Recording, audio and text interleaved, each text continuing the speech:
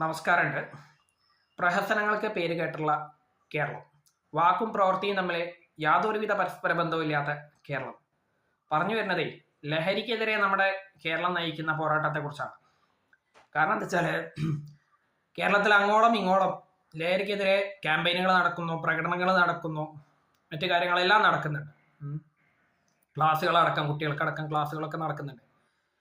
എന്നിട്ടും ലഹരിയുമായി ബന്ധപ്പെട്ടിട്ട് ഒരു സിനിമാ നടനെ തെരഞ്ഞു വന്നപ്പോൾ അദ്ദേഹം ചാടി ഓടി രക്ഷപ്പെട്ടു. സിനിമാ സ്റ്റൈലിൽ തന്നെ പോലീസിൽ നിന്ന് ഒരു കെട്ടിടത്തിന്റെ മുകളിൽ നിന്ന് ഒരു ഡ്യൂപ്പ് പോലും ഇല്ലാതെ അദ്ദേഹം സ്വയം ചാടി ഓടി രക്ഷപ്പെട്ടു.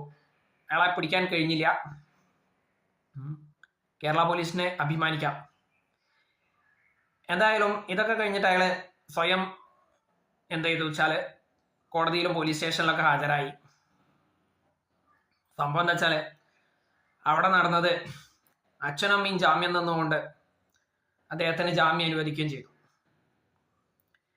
അദ്ദേഹം തന്നെ തുറന്നു പറഞ്ഞിട്ടുണ്ട്, എന്ത്, ഞാൻ ലഹരി ഉപയോഗിക്കുന്നുണ്ട്, ലഹരി കച്ചവടക്കാരുമായിട്ട് ബന്ധമുണ്ട്, അവരുമായിട്ട് സാമ്പത്തിക ഇടപാടൊക്കെ ഉണ്ട് എന്നുള്ളത്.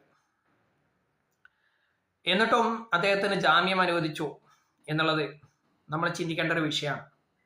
അതായത് ഒരേ സമയം ലഹരിക്കെതിരെ പോരാടും എന്ന് പറയുകയും അതേസമയം ലഹരി ഉപയോഗിക്കുന്നവരെ ജാമ്യത്തിലൊക്കെ പുറത്തുവിടുകയും ചെയ്യുന്നത് സത്യത്തിൽ ഒരു ഇരട്ടത്താപ്പാണ് എന്ന് മാത്രമല്ല, വാക്കും പ്രവൃത്തിയും തമ്മിൽ യാതൊരുവിധ പരസ്പര ബന്ധവുമില്ലാത്ത കാര്യമാണ്.